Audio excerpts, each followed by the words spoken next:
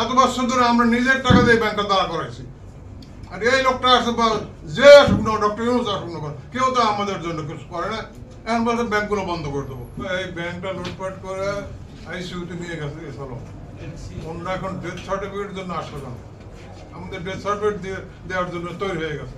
Bangladesh bank চুপাইকে দেবো না, তোমার আইসিইউতে অক্সিজেন বন্ধ করে দাও, তো ওটা মরে গেছে।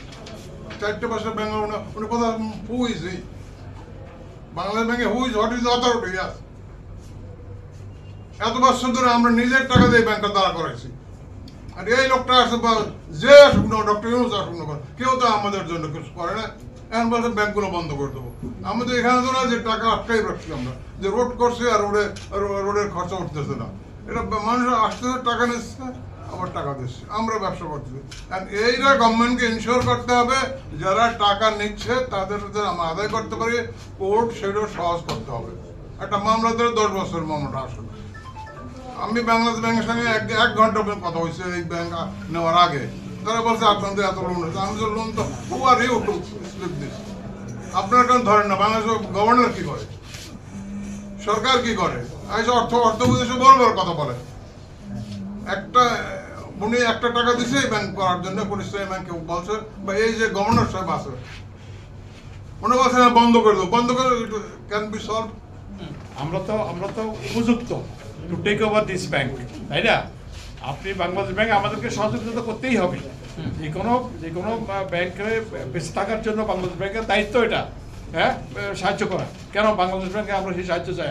আমরা আইডিবি থেকে আমরা ইনশাআল্লাহ কয়েক $1 মিলিয়ন আমরা আনতে পারবো। 2007 সালে 17%, অর্থাৎ আমরা 4টা স্টাফ বোনাস প্রদান করি আমাদের কর্মচারীদেরকে, ব্যাংকের স্টাফদেরকে। 2008 সালে 15%, সেখানেও আমরা স্টাফদেরকে 4টি বোনাস প্রদান করি।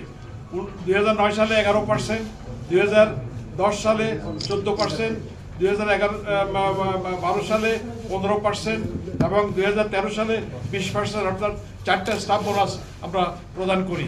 2014 সালে 20%, 5টা স্টাফ বোনাস প্রদান করি। 2016 সালে 20%, 7টা স্টাফ বোনাস প্রদান করি। বিগত 5ই আগস্ট 2024 ইংরেজি তারিখে ফ্যাসিস্ট শেখ হাসিনার পতনের পর বাংলাদেশ ব্যাংক অত্র ব্যাংকের এস আলম কর্তৃক নিয়ন্ত্রিত পরিচালনা পর্ষদ ভেঙে দিয়ে কোনো রকম আলোচনা ছাড়াই 4 জন স্বতন্ত্র পরিচালক ও 1 জন উদ্যোক্তা পরিচালকের সমন্বয়ে নতুন পর্ষদ গঠন করে, যা ছিল ব্যাংকটিকে আর্থিক দুরবস্থা থেকে ঘুরে দাঁড়ানোর জন্য একটি অদূরদর্শী সিদ্ধান্ত। অধিকন্ত চেয়ারম্যান হিসাবে উদ্যোক্তা পরিচালককে ক্যাশ পাশ কাটিয়ে একজন অনভিজ্ঞ স্বতন্ত্র পরিচালককে চেয়ারম্যান হিসাবে নির্বাচিত করা হয়, যা ব্যাংকটির জন্য ছিল একটি বাস্তব বহির্ভূত অপরিপক্ক সিদ্ধান্ত বলে আমরা মনে করি।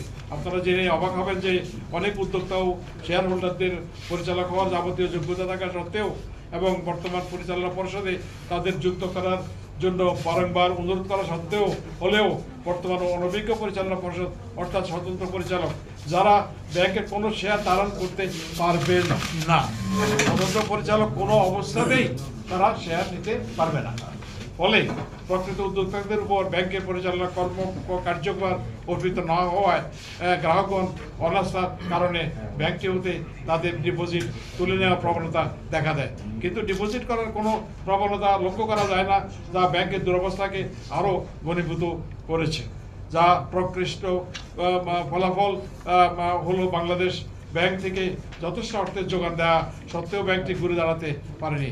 এখানে উল্লেখ্য যে বাংলাদেশ ব্যাংক কর্তৃক যাদেরকে পরিচালনা পর্ষদের দায়িত্ব ও সিদ্ধান্ত গ্রহণের ক্ষমতা দেওয়া হয়েছে তারা কেউই কোনো ব্যাংক পরিচালনার সাথে পূর্বে যুক্ত ছিল না কিংবা ব্যাংকের পরিচালনার বিষয়ে পূর্ব অভিজ্ঞ নন। সোশ্যাল ইসলামী ব্যাংককে কতিপয় রুগ্ন ব্যাংকের সাথে অযৌক্তিকভাবে একীভূত না করে বর্তমান অনভিজ্ঞ পর্ষদ বাতিল করে প্রকৃত উদ্যোক্তা ও শেয়ার হোল্ডারদের সাথে আলোচনার মাধ্যমে তাদের পাশাপাশি প্রয়োজনে কিছু দেশি বিদেশি নতুন বিনিয়োগকারীকে পরিচালনা পর্ষদে সংস্পৃক্ত করে ব্যাংকটিকে যুক্তিযুক্ত উপায়ে প্রকৃত অর্থে ঘুরে দাঁড়ানোর সুযোগ করে দেওয়াটাই হবে সময় উপযোগী ও সঠিক সিদ্ধান্ত।